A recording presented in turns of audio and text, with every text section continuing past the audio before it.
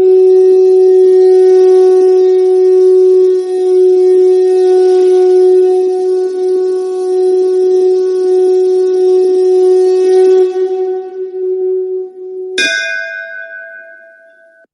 श्री गण गणपते नमः। श्री गणेश की वंदना कर दिन के स्वामी देवादिदेव भोलेनाथ, सोमनाथ तथा चंद्रदेव की आराधना कर इष्ट देव का ध्यान रख गुरुजनों को नमन कर अभिनंदन करते हैं आपका वरुण इसको द्वारा प्रस्तुत आज के दैनिक पंचांग।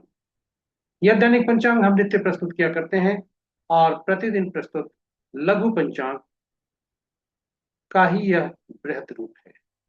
इसमें डेटा जो भी प्रयुक्त होते हैं दृक पंचांग से लिए जाते हैं, छवि तथा ध्वनि गूगल से ली जाती है और यह प्रस्तुति YouTube के माध्यम से, YouTube के सौजन्य से हम सफलपूर्वक आप तक पहुंचा पाने में समर्थ होते हैं। तो चलिए प्रस्तुति की तरफ चलते हैं। जिस तरह पंचांग के 5 अंग होते हैं, उसी तरह इस प्रस्तुति के भी 5 भाग हैं। पहला भाग पंचांग मुहूर्त और ग्रहों के गोचर से संबंध रखता है और इसी पहले भाग में से पंचांग और मुहूर्त को लेकर आपके सुझावों के अनुरूप इस प्रस्तुति का लघु रूप हम नित्य अलग से प्रस्तुत किया करते हैं। दूसरा भाग ताराबलम इसका नाम है, सितारे इसमें करते काम है, नक्षत्र के अनुसार आज कैसा दिन रहने की संभावना। साथ ही साथ ताराबलम का मुख्य सिद्धांत नवतारा चक्र पद्धति है, जिसके अनुसार पूरे जीवन काल में ग्रहों की शुभता अशुभता के बारे में जान सकते हैं और जब ग्रहों के बारे में जान जाते हैं तो फिर दशांतर दशा का फल कैसा होगा यह भी अग्रिम रूप से जानकर योजनाबद्ध तरीके से हम कार्य कर सकते हैं।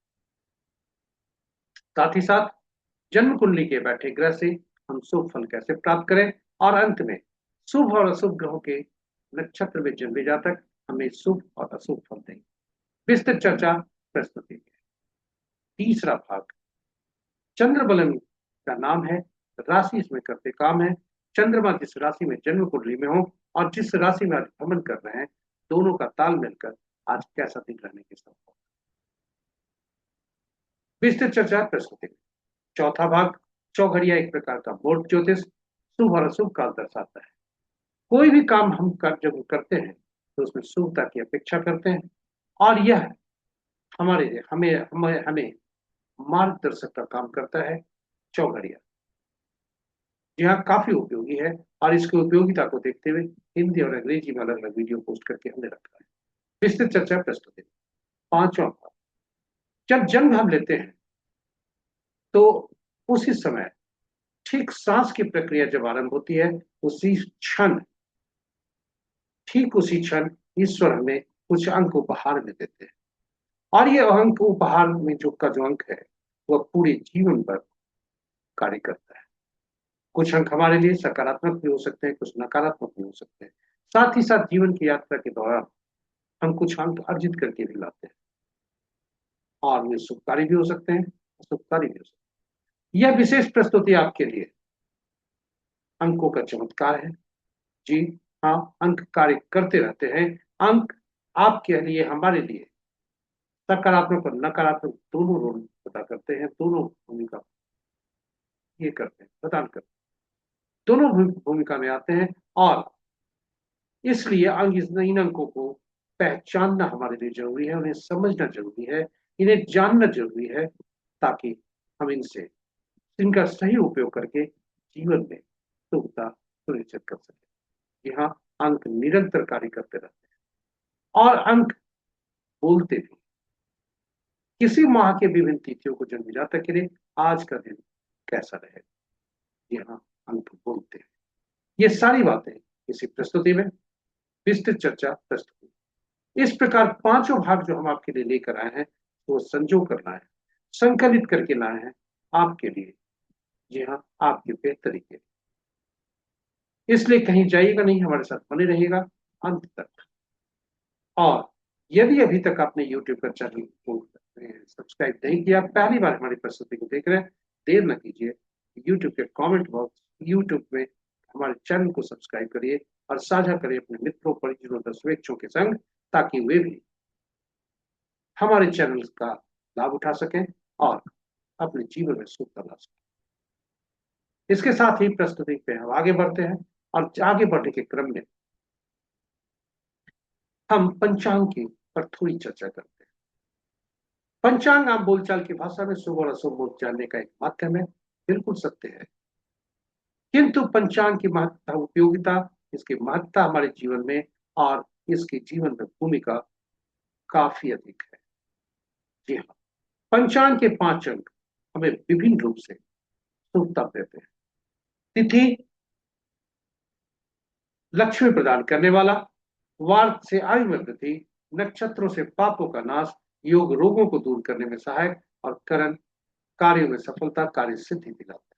इसलिए प्रतिदिन प्रातः उठते ही इन पंचांग के 5 अंगों को जागृत करना चाहिए, और जागृत करने का उचित माध्यम यह श्लोक है, ताकि इनका स्मरण करने से ये जागृत हो सके और हमारे लिए सुखता प्रदान कर सके। जी हाँ, और यह श्लोक है, तिथि च श्री करम प्रोक्तम वारम आयुष्वर्धनम नक्षत्रम हरते पापम योगम रोग निवारणम करणम कार्य सिद्धिम च पंचांग फल मुक्तम। इसका प्रातः उठते ही जितनी बार भी संभव हो सके स्मरण करना चाहिए, और तब जो पुराणों में लिखा है पंचांग का श्रवण। जी हाँ, पंचांग का श्रवण से गंगा स्नान तुल्य लाभ। पंचांग का श्रवण करते हुए हम अपने आप को यह कल्पना करें कि हम गंगा स्नान तुल्य लाभ प्राप्त कर रहे हैं, और गंगा का तात्पर्य यहाँ शरीर के जलीय तत्वों से है, जन्म कुंडली की जलीय राशियों से है, जलीय राशियों में बैठे ग्रह और जलीय राशियों के स्वामी, ये सभी शुभ रूप से प्रभावित होते हैं। और पंचांग की महत्ता, पंचांग की जो भूमिका है हमारे जीवन में, यही समाप्त नहीं हो जाती। पंचांग हमारी निर्णय क्षमता को सुदृढ़ करता है, आत्मबल बढ़ाता है। पंचांग प्रकृति और ब्रह्मांड की ऊर्जा के साथ संतुलन स्थापित करने में सहायक होता है, जिसके फलस्वरूप हम सबके जीवन में शांति, समृद्धि और सकारात्मकता का संचार होता है। अतः पंचांग का अनुसरण करके हम अपने जीवन को अधिक सफल और समृद्ध बना सकते हैं। तो चलिए आइए पंचांग की उपयोगिता, पंचांग की महत्ता और पंचांग की जीवन में भूमिका को देखते हुए हम सब पंचांग का स्मरण, श्रवण और अनुसरण प्रतिदिन करें, और अपने जीवन को अधिक सफल और समृद्ध बनाए, और साथ ही जीवन में सुखता कायम रखें।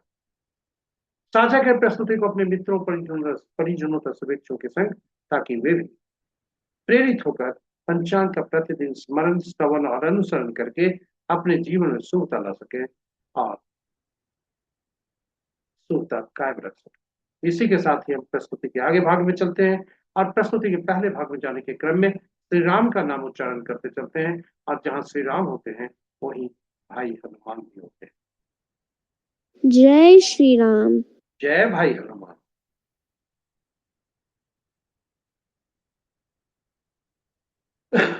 स्वागत है आपका प्रस्तुति के पहले भाग। आज का दिनांक 1 जून 2026, माह ज्येष्ठ और यह अधिक मास, पक्ष कृष्ण, शाका संवत 1948 12 भाव, विक्रम संवत 2083 सिद्धार्थी, कलयुग का 5127 नंबर। आज का सूर्योदय 4:59 पर, सूर्यास्त 6:36, sunrise at 4:59 AM and sunset at 6:36 PM। सूर्य देव की पूर्ववत उत्तरायण स्थिति, मध्याह्न की पूर्ववत 11:43। चंद्रोदय आज का रात्रि 7:43 पर, और चंद्र प्रातः 5:16। आज का दिशा शुभ पूरब है, फिर भी इस दिशा में यात्रा करने को बाध्यता हुई तो आईना देखकर या दूध का सेवन करके यात्रा में सुखता। पंचांग के 5 अंक इस प्रकार। तिथि अपरांति 4:37 तक प्रतिपदा, जो नंदा तिथि के अंतर्गत आता है, उसके द्वितीय जो भद्रा तिथि के अंतर्गत आता है। नक्षत्र 7:08 तक ज्येष्ठा, उसके बाद मूला। और आज के दिन की शुरुआत ज्येष्ठा के दूसरे पद से होता है, जो प्रातः 5:40 तक आता है। तीसरा पद दिन के 12:24 तक, चौथा पद रात्रि के 7:08 तक, तो समाप्त होता है ज्येष्ठ नक्षत्र आरंभ होता है मूला नक्षत्र का पहला पद, जो कि देर रात्रि को उसका 53 मिनट तक रहता है। दूसरा पद कल के सूर्योदय के पश्चात, यानी कल का सूर्योदय मूला नक्षत्र के दूसरे पद में। योग प्रातः 6:19 तक सिद्ध, उसके बाद श्राद्ध, और करण अपराह 4:37 तक कौलव, तत्पश्चात पूरी रात 5:49 तक तैतिल। ये रहे हमारे पंचांग के पांचों। महत्वपूर्ण मुहूर्त में जाने के पूर्व भोलेनाथ का वास देखते हैं कि भोलेनाथ का वास कहाँ है और इसकी शुभता कैसे। जी हाँ, क्योंकि इनकी शुभता से ही रुद्राभिषेक का शुभ और अशुभ फल जाना जा सकता है। जय भोलेनाथ। ओम नमः शिवाय। ओम नमः शिवाय। जब तक प्रतिपदा तिथि है, यानी अपराह्न 4:37 तक, तब तक भोलेनाथ माँ गौरी के सानिध्य है, जो कि सुप्रत है। उसके बाद सभा स्थल पर जाते हैं कि जो कि शुभ नहीं है। जय भोलेनाथ। ओम नमः शिवाय। ओम नमः शिवाय। महत्वपूर्ण मुहूर्त में, जी हाँ, ये गीता की महत्वपूर्ण मुहूर्त में जाने के पूर्व गीता की महत्वपूर्ण पंक्तियां।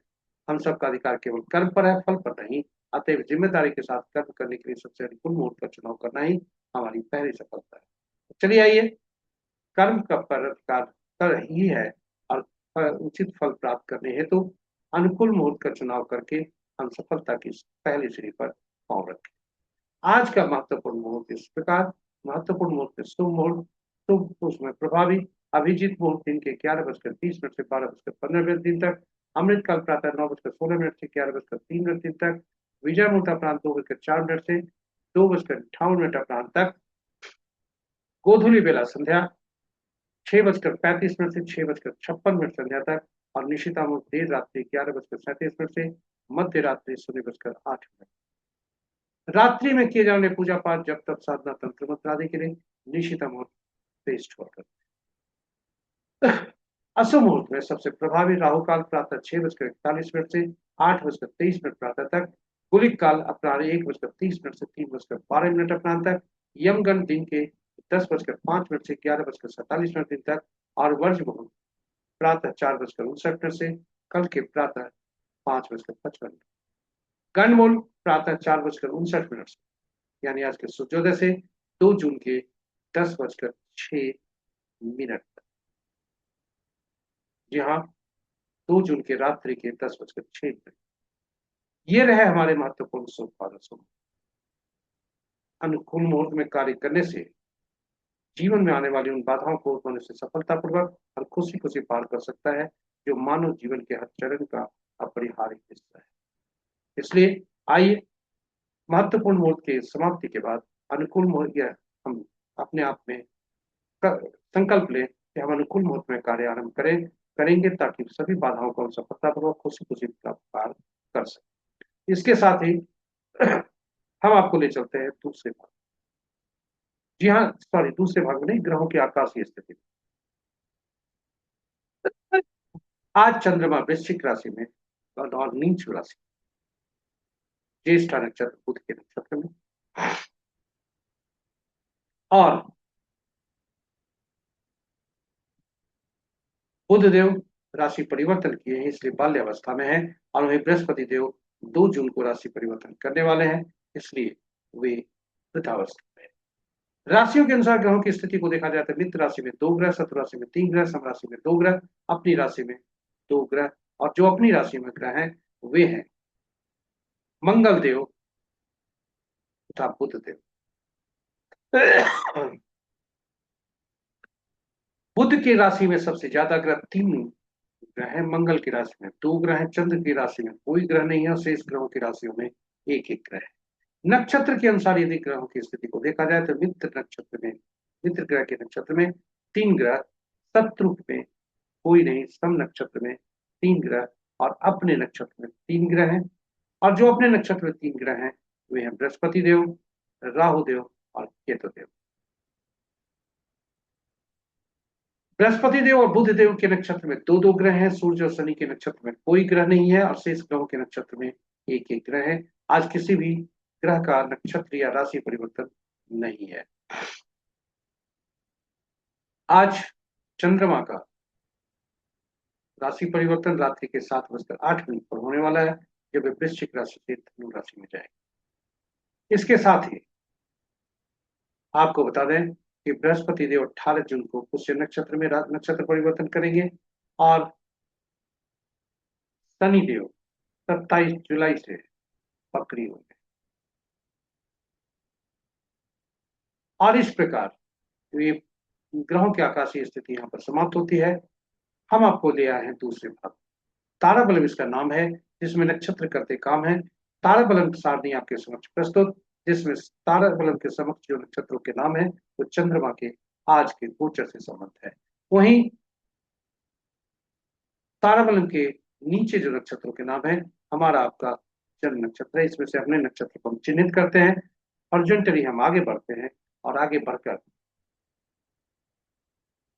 जहां पर आज का भट्ट जो गोचर का जो कॉलम मिलता है, वह आज का प्रतिफल होता है। कुल 9 तरह के परिणाम हो सकते हैं।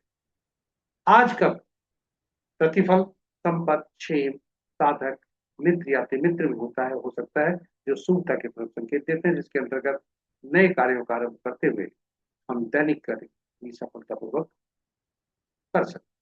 वहीं यदि जन्म, विपद, प्रत्यरी और नैधन्य में आज का तारा संकेत दे रहा है, तो अशुभता के संकेत दे रहा है, जिसके अंतर्गत नए कार्यों का आरंभ नहीं करते हुए दैनिक कार्य में सावधानी बरतने की सलाह दी जाती है। ताराबलम का मुख्य सिद्धांत नवतारा चक्र पद्धति है, जिसके अंतर्गत ग्रहों के मन नक्षत्र होते हैं, और इस प्रकार 27 ग्रह, 9 नक्षत्र, विभिन्न ग्रहों के फल देते हैं। प्रश्न उठता है, 27 नक्षत्र, 9 ग्रह, कौन से ग्रह की नक्षत्रों के फल, कौन से ग्रह किन किन नक्षत्रों के ग्रह फल पाएंगे? इसके लिए सारणी 27 नक्षत्रों को 9 नक्षत्र के अलग क्रमबद्ध करते हुए 3 श्रेणियों में रखा जाता है, और ग्रहों को महादशा के क्रम में रखा जाता है। केतु देव पहला, शुक्र दूसरा, सूर्य तीसरा, चंद्रमा चौथा, मंगल पांचवा, राहु छठा, बृहस्पति सातवां, शनि आठवां, बुध नवा। और इन ग्रहों को के साथ नक्षत्रों को जोड़ा जाता है। पहले नक्षत्र में पहला ग्रह केतु देव ने पहला, हर श्रेणी में से पहला नक्षत्र का स्वामित्व मिलता है, यानी पहला, 10वां, 19वां नक्षत्र का। दूसरा नक्षत्र बनते हैं, दूसरा नक्षत्र जो बन दूसरा ग्रह जो बनते हैं शुक्रदेव, और इन्हें हर श्रेणी में से दूसरा, 11वां और 20वां नक्षत्र का स्वामित्व मिलता है। और इस प्रकार घड़ी की सुई की दिशा में आगे बढ़ते हुए बुध को 9, 18वां, 27वां नक्षत्र का स्वामित्व मिलता है, और यह सारणी इसी प्रकार बनती है। इस सारणी में से यदि देखेंगे तो अपने नक्षत्र को हम चिन्हित करेंगे, और उसके बाद नक्षत्र को चिन्हित करके ऊपर की ओर बढ़ेंगे, शीर्ष की ओर जाएंगे, जो ग्रह का नाम है, यानी वे नक्षत्र स्वामी हुए, और वे जो ग्रह हुए वही हम अपने नक्षत्र को चिन्हित करके ऊपर गए हैं, तो वह हमारा जन्म ग्रह बनता है। यानी ये ग्रह के यही ग्रह हमारे जन्म ग्रह बनते हैं। इन्हीं के ग्रह की अंतर्दशा में हमारा जन्म होता है। जी हाँ, इसी ग्रह की दशा में, सॉरी अंतर्दशा में नहीं, दशा में जन्म हुआ होता है।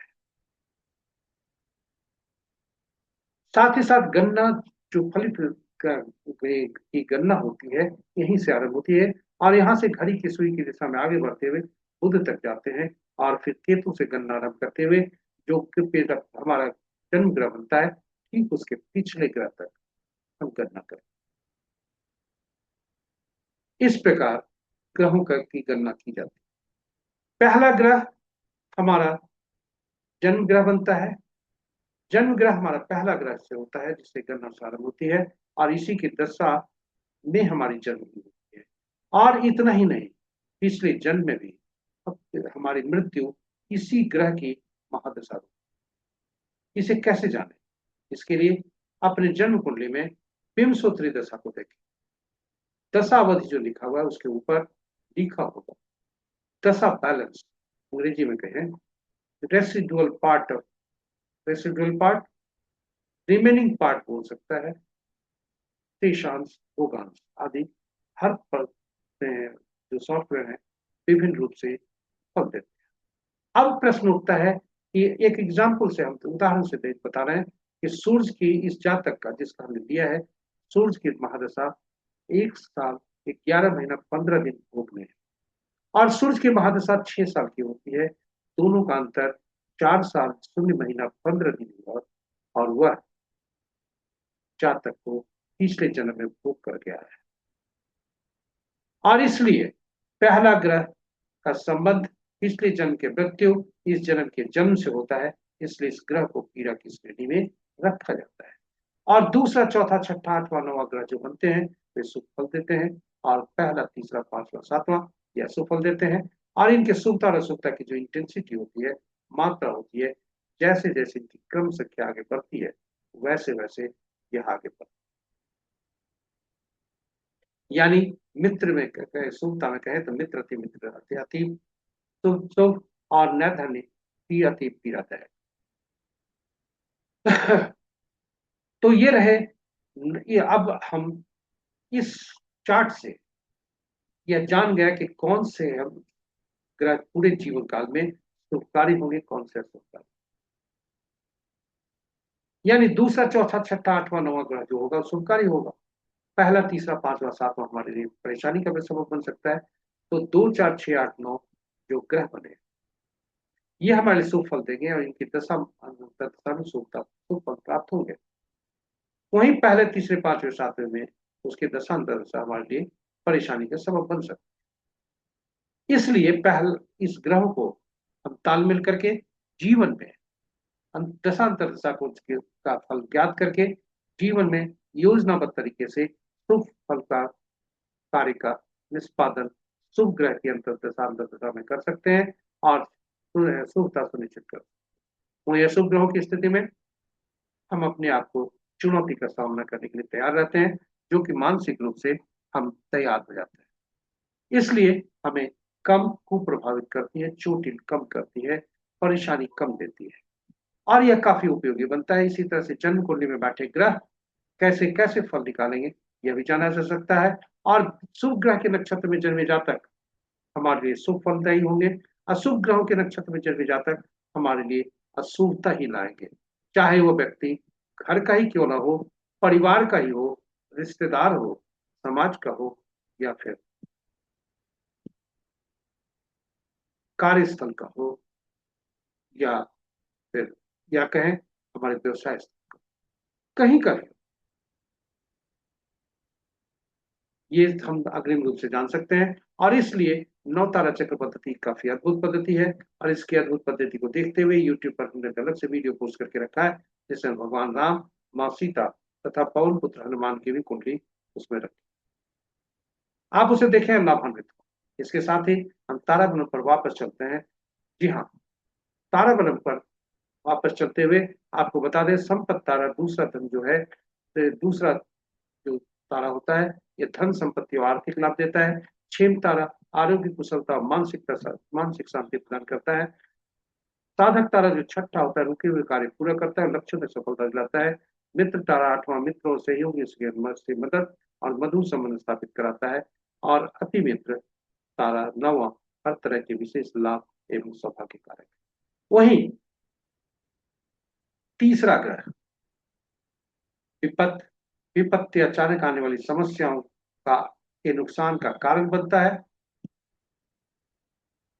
प्रति प्रत्यरी तारा शत्रुता, वाद विवाद और विरोधियों से परेशानी देता है। और नैर्धन्य तारा मृत्यु तुल्य कष्ट, दुर्घटना, गहरे संकट या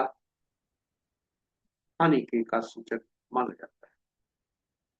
तो ये अब वापस चलते हैं ताराबलम पर, और आज का तारा कहाँ गोचर कर रहे हैं। आज का सितारा ज्येष्ठा नक्षत्र में गोचर कर रहे हैं। उसके बाद ये मूला नक्षत्र में जाए, और इस प्रकार आज कहें तो कृतिका कृतिका उत्तरा फाल्गुनी उत्तराषाढ़ नक्षत्र में जन्मे जातक के लिए पहला भाग, और रोहिणी हस्ता और श्रवण नक्षत्र में जन्मे जातक के लिए दूसरा भाग शुभकारी होंगे।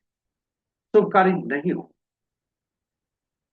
इनके लिए थोड़ा सावधान रहने की आवश्यकता है। वहीं यदि कहा जाए हरदी, पूर्वा फाल्गुनी और पूर्वाषाढ़ नक्षत्र में जन्मे जातक, आज के लिए उनके लिए काफी शुभता दी है, दोनों भाग। तो ये रहा हमारे ताराबलम पर छोटी सी प्रस्तुति। आशा करते हैं ये प्रस्तुति आपके लिए उपयोगी सिद्ध होगी। और अशुभ ग्रह के अशुभ नक्षत्रों में अशुभता जो है उसे उसका ख्याल रखें और यह सुनिश्चित करें कि कोई भी अशुभ अशुभ कार्य हम अशुभ ग्रहों की स्थिति में नहीं करें। कोई भी शुभ कार्य दैनिक कार्य में सावधानी बरतें, नए कार्यों का आरंभ अशुभ ग्रहों के शुभ तारों की स्थिति में नहीं करें। इसके साथ ही हम आपको ले आए हैं चंद्र। आज चंद्रमा का गोचर कैसा है और उसके अनुसार क्या संकेत मिल रहे हैं। तो चंद्रमा का राशि परिवर्तन है, यानी रात्रि के 7:08 तक चंद्रमा वृश्चिक राशि नीच के, और साथ ही साथ उसके बाद चंद्रमा जाते हैं वृश्चिक राशि से निकलकर तुला राशि। जी हाँ, संतुलित राशि तुला राशि।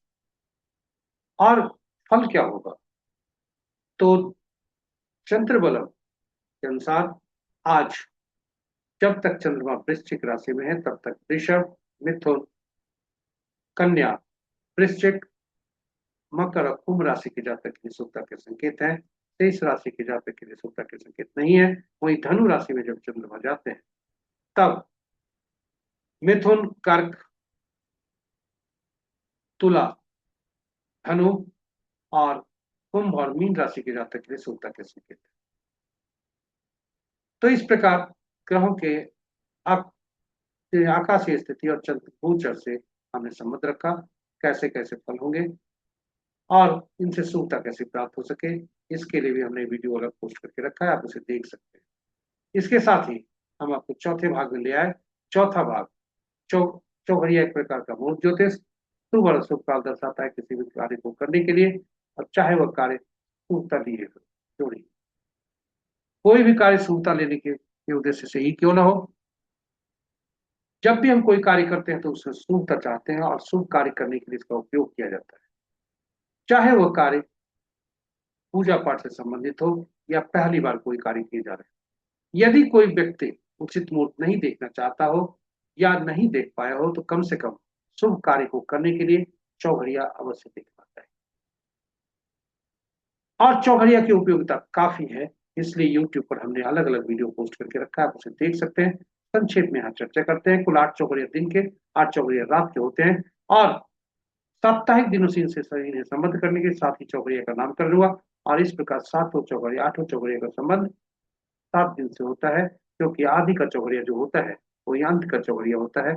8 चौघड़िया इस प्रकार का प्रभाव हमारे ऊपर पड़ता है और 8 चौघड़िया साप्ताहिक दिन से संबंध हो जाता है। साप्ताहिक दिनों के स्वामी अलग अलग ग्रह बनते हैं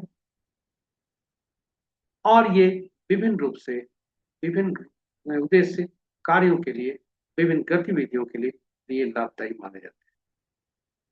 इसलिए चौघड़िया का संबंध साप्ताहिक दिनों के शासक ग्रहों से और ग्रहों के निमित्त कार्यों से भी हो जाता है और इसकी उपयोगिता बढ़ जाती है। चौघड़िया जब भी हम देखें तो ये जरूर सुनिश्चित कर लें कि जिस चौघड़िया का हम उपयोग करने जा रहे हैं कहीं अशुभता से व्याप्त तो नहीं है। तो दिन का चौघड़िया राहु काल, काल बेला और वार बेला से इस प्रकार 3 तरह की अशुभताएं से वह अधिव्याप्त हो सकता है। वहीं रात्रि काल रात्रि से केवल एक, इस प्रकार 4 तरह की अशुभताएं होती। और जो हमने अनुभव के आधार पर पाया है कि दिन में सूर्यदेव का प्रभुत्व होता है और सूर्यदेव से शनि नाराज रहते हैं, इसलिए शनि का चौघड़िया प्रतिदिन काल बेला से ग्रसित रहता है। वहीं रात्रि चंद्रमा का प्रभुत्व, बुध देव नाराज, बुध का चौघड़िया प्रति रात काल रात्रि से ग्रसित होता है। इसलिए यह साझा हम आपसे कर रहे हैं और इस प्रकार चौघड़िया की उपयोगिता स्पष्ट होती है कि चौघड़िया के वो हमारे लिए काफी उपयोगी होता है। शनिदेव एक पापी ग्रह है, इसलिए इसे काल के रूप में चिन्हित किया जाता है। प्रतिदिन ये काल बेला से ग्रसित होते हैं। कोई भी शुभ कार्य नहीं करना चाहिए, किंतु शनि न्याय और कर्म के देवता है, इसलिए सत्य निष्ठा, ईमानदारी और सरकारों को नियम के अनुकूल कार्य करते हुए धनोपार्जन हेतु की जाने वाली गतिविधियों के लिए यह काफी लाभदायक है। वहीं मंगल का ग्रह, मंगल ग्रह पूरा निष्कारी कोई भी शुभ कार्य नहीं करना चाहिए, लेकिन मंगल शत्रु हंता होते हैं, इसलिए युद्ध क्षेत्र में शत्रु को हराने के लिए यह काफी उपयोगी होता है। और हम ये कहें कि विभिन्न वर्ग के लोगों के लिए अलग अलग आज के दिन अलग अलग युद्ध क्षेत्र है। विद्यार्थियों के लिए उनका सहकर्मी, सहपाठी, नौकरी पेशा के लिए सहकर्मी, और हम अपने शरीर के अंदरूनी भाग, ये सभी मानसिक रूप से हमें, ये सभी जो ग्रह हैं मंग जो हमें परेशानी देते हैं, हमारे लिए युद्ध क्षेत्र बनते हैं, और यहाँ मंगल काफी शुभकारी होता है। इस प्रकार सभी ग्रहों की उपयोगिता अलग अलग है, और इसका हमें अलग अलग उपयोग करके सुविधा प्राप्त कर सकते हैं। चौघड़िया काफी उपयोगी है। और चलिए आज का चौघड़िया देखते हैं।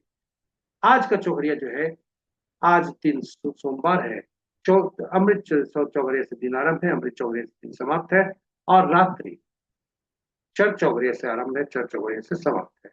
और आज का चौघड़िया 6:41 से 8:23 तक राहु काल और काल बेला से ग्रसित है।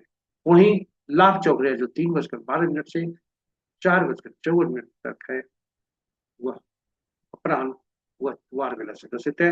रात्रि का लाभ चौघड़िया रात्रि के 10:30 से 11:47 तक है, वह काल रात्रि से ग्रसित है। इसमें कोई शुभ कार्य न करें।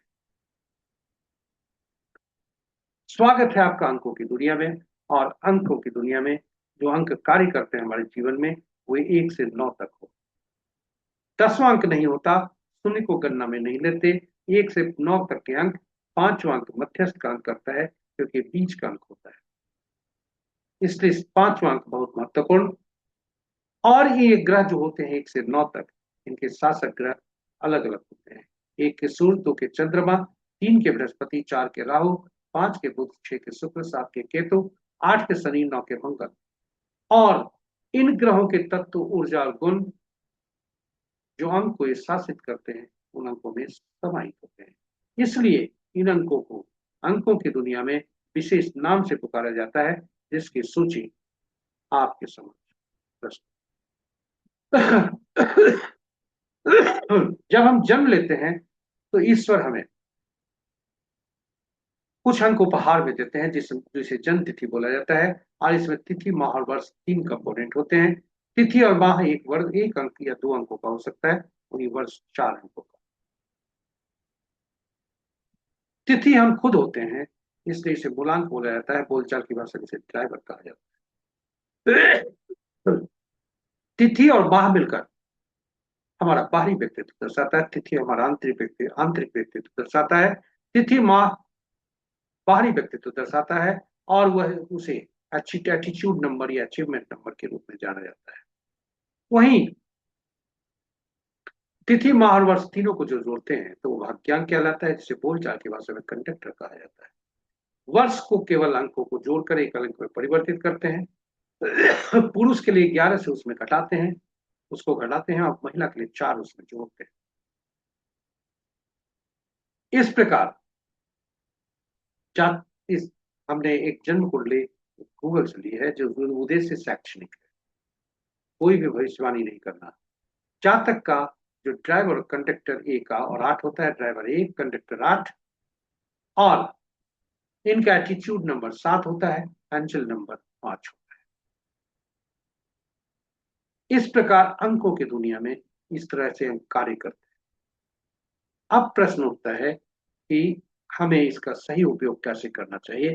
तो हमने आरंभ में कहा था कि ये अंक शासित होते हैं विभिन्न ग्रहों से, और इन ग्रहों की अलग अलग तत्व ऊर्जा होती है जो इन अंकों में समाहित होती है। कुछ अंक ऐसे हमारे हो सकते हैं जो अनुपलब्ध हो, और जो अनुपलब्ध अंक होंगे हमारे लिए नकारात्मक ही फल देंगे। वहीं जब भी ग्रह 3 बार से ज्यादा प्रयुक्त होते हैं, तो वे सकारात्मक होते हुए भी नकारात्मक प्रभाव देने लगते हैं, 3 या 3 बार से अधिक प्रयोग में। तिथि माह या वर्ष में 11 22 33 या गणना में 11 22 33 आते हो तो वह अशुभता की तरफ, तो सॉरी मास्टर नंबर कहलाता है। और वो मास्टर नंबर पिछले जन्म के आत्मा से संबंधित है। और यह इस जो पिछले जन्म के अधूरे कार्य रह गए आत्मा में, वो इस जन्म में पूरे करने होते हैं। वहीं 8 नंबर होता है जातक का भाग्य, बोलचाल की भाषा में से कंडक्टर, या इसे हम कंडक्टर नंबर कर सकते हैं या ड्राइवर नंबर कर सकते हैं। सॉरी, गाड़ी कंडक्टर नंबर इसका इसका कह सकते हैं, या भाग्यांक कर सकते हैं। ज्योतिष अंक ज्योतिष का मूल सिद्धांत, ड्राइवर और कंडक्टर कभी भी शत्रुवत नहीं हो। कल्पना कीजिए बस में ड्राइवर और कंडक्टर शत्रुवत हो जाएंगे तो बस का चलना मुश्किल होगा। ठीक हमारे जीवन में भी यदि ड्राइवर और कंडक्टर का अंक शत्रुवत हो गए तो जीवन स्ट्रगल भरा होता है। या जिस मोड़ पे हम अंकों को ऐसे अंकों को दे आते हैं, उस मोड़ से हमारा अंक जो है नकारात्मक प्रभाव देता है। तो चलिए आइए देखें कौन कौन से अंक अनुपलब्ध हैं और कौन कौन से अंक इनके प्रयोग में हो गए। इनका जातक का जन्म 1/6/1990, और अनुपलब्ध अंक इनके काफी हैं, 3 4 2 7, और सिंगल बार जो नंबर आया है वे है 8 5 6। इसलिए नंबर में अंकों का प्रयोग करके हम जीवन में शुभता प्राप्त कर सकते हैं। अब इसमें से शुभ अंक जो होगा उसका प्रयोग करके हम जीवन में शुभता ला सकते हैं। क्योंकि ये अंक जो होते हैं, जो बॉक्स खाली है, ये मिसिंग अंक है, यही हमारे कर्म दाता है, यही हमारे जो है अंकों को शुभता देते हैं। यानी 3 4 7 2 7 ये अंक जो हुए, ये मिसिंग अंक हुए, और इनका हमारे ऊपर प्रभाव पड़ता है। मिसिंग अंक की ऊर्जा नहीं मिल पाती। अब प्रश्न उठता है कि ड्राइवर और कंडक्टर शत्रुवत हैं, तो किन अंकों को लाया जाए, कहां से लाया जाए। तो आपको ये बता दें, जो अंक को ला सकते हैं वह है, जिन अंकों को हम ला सकते हैं उसका स्रोत कौन सा हो। हम ये जान गए कि 3 4 2 7 8 5 6 ये एक बार प्रयुक्त हुए हैं, और इन्हीं अंकों में से किसी को चुनना है, 9 और 1 में से नहीं चुनना है। तो अब यहाँ पर मार्गदर्शक के रूप में तिथि जो जो हम अंक लाएंगे उसका स्रोत क्या होगा। तो जैसा हमने पहले की चर्चाओं में किया है, नाम ही एक सहारा है। क्योंकि नाम, ये जन्म तिथि जो होते हैं चिर होते हैं, स्थायी होते हैं, मृत्यु उपरांत भी रहते हैं, वही नाम की भी स्थिति होती है। इसलिए नाम का जो है से ही गणना किया जाता है, नामांक बहुत महत्वपूर्ण होता है। आप कहेंगे नाम में तो अक्षर होते हैं, जी हाँ, इन अक्षरों का अंकीय मूल्य होता है, और इसलिए नाम में प्रयुक्त हुए अंकों को उसे जोड़कर, नाम में प्रयुक्त हुए अक्षरों को अंकों उसके अंकों से रिप्लेस करके फिर अंकों को जोड़कर एक अलग में परिवर्तित किया जाता है। और यहाँ आपको बताते चले कि नाम का पहला अक्षर काफी ऊर्जा देता है, काफी ऊर्जावान होता है। हमने जन्म तिथि जो ली है वो लिया है एक फिल्मी एक्टिविस्ट का, एक सोशल एक्टिविस्ट का, सॉरी, इंडियन एक्टिविस्ट का, जिसका नाम है लक्ष्मी अग्रवाल। और ये इनका जो एल अंक दे रहा है वो 3 दे रहा है, और नाम का अंक अंतिम अंक भी एल से समाप्त होता है, वह भी 3 दे रहा है, और नामांक इनका 4 दे रहा है। फिर नोट करें, ड्राइवर 1, कंडक्टर 8,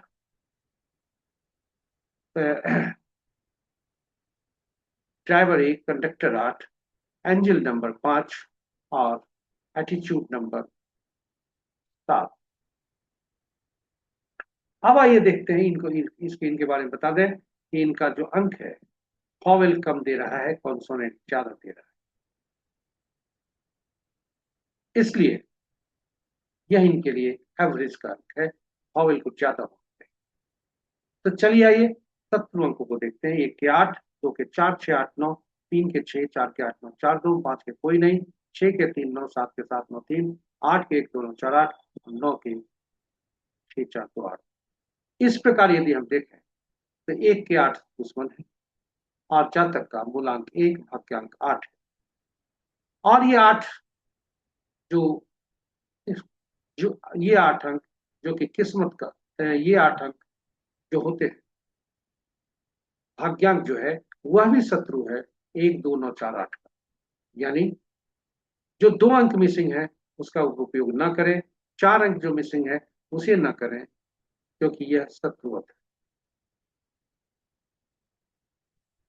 इसके अतिरिक्त आपकी जानकारी के लिए बता दें, 4 7 8 9 ये 4 अंक ऐसे हैं जो जब भी रिपीट होंगे तो नुकसानदायक।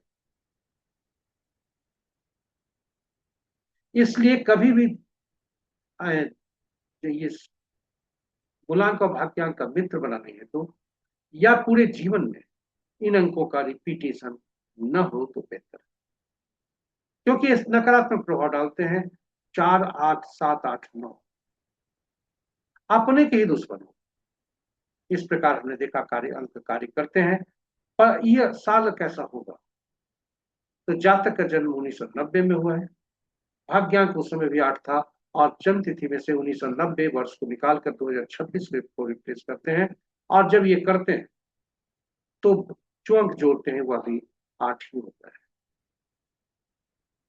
और इसको देखते हुए, और इनका रनिंग एज 9 है, मूलांक 1, भाग्यांक 8, पर्सनल ईयर 8, रनिंग एज 9, और 8 के शत्रु 9। 1 और 9 का संबंध मित्रवत का है, किंतु सावधान रहें। 1 9 का संबंध थोड़ा सा कभी कभी कटुता हो सकती है, या अचानक कुछ स्थितियां बन सकती है। इस प्रकार हमने देखा अंक कैसे कार्य करते हैं। और आज का अंक क्या कहता है? आज का अंक ये 8 है, और 8 किसी के साथ मित्रवत नहीं है, तटस्थ है 5 6 7 के साथ।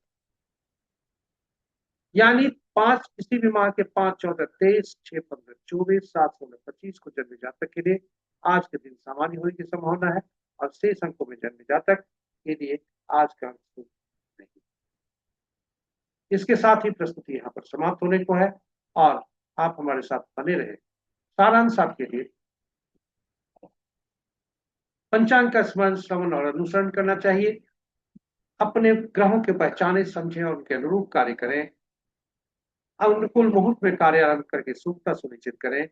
और नक्षत्रों के संकेत महत्वपूर्ण होते हैं। विपद प्रत्यय या वध नक्षत्र शुभ होते हैं। संपत क्षेप साधक मित्र और मित्र ये शुभ होते हैं। और चंद्रमा मन का कारक है, राशियों में भ्रमण हम सबको प्रभावित करती है। चौघड़िया एक प्रकार का मार्गदर्शन और करता है और हितकारी होता है। और अंत में अंकों को समझें, पहचाने, जीवन में सही अंकों का चयन कर सकारात्मकता सुनिश्चित। इसके साथ ही हम यहाँ पर विराम लेने को हैं। आप हमारे साथ बने रहे, इसके लिए बहुत बहुत धन्यवाद। आशा करते हैं पूरी प्रस्तुति आपके लिए उपयोगी सिद्ध होगी। यदि इस प्रस्तुति को देखने के क्रम में कोई सुझाव आपके मन में आया हो, तो हमारे YouTube के कमेंट बॉक्स पर सुझाव देकर हमें मेरा मनोबल बढ़ाएं। और साथ ही साथ, यदि आपने अभी तक YouTube के चैनल को हमारे सब्सक्राइब नहीं किया है, कृपया आपसे आग्रह है, चैनल को सब्सक्राइब करें। साथ ही साथ नोटिफिकेशन बटन को दबाना न भूलें, ताकि हमारी हर प्रस्तुति की सूचना आपको मिल सके और आप उससे लाभान्वित हों। और अंत में, समय के साथ रहें, समय के विरुद्ध नहीं। अनुकूल मुहूर्त में कार्य आरंभ करें, ताकि आपके लिए सुविधा आ सके। और अंत में हम आपसे विदा लेते हैं, और विदा लेने के क्रम में हम मंगल कामना करते हैं आप सभी का।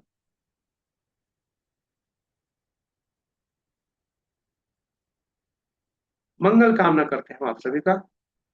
और इसी के साथ आज हम आपसे विदा लेते हैं। ग्रहों के देवता देवा आज दिवस के देवता देवादिदेव भोलेनाथ, चंद्रदेव और सोमदेव की असीम कृपा पर बनी रहे। आपका दिन शुभ हो। जय भोलेनाथ, जय चंद्रदेव, जय सोम।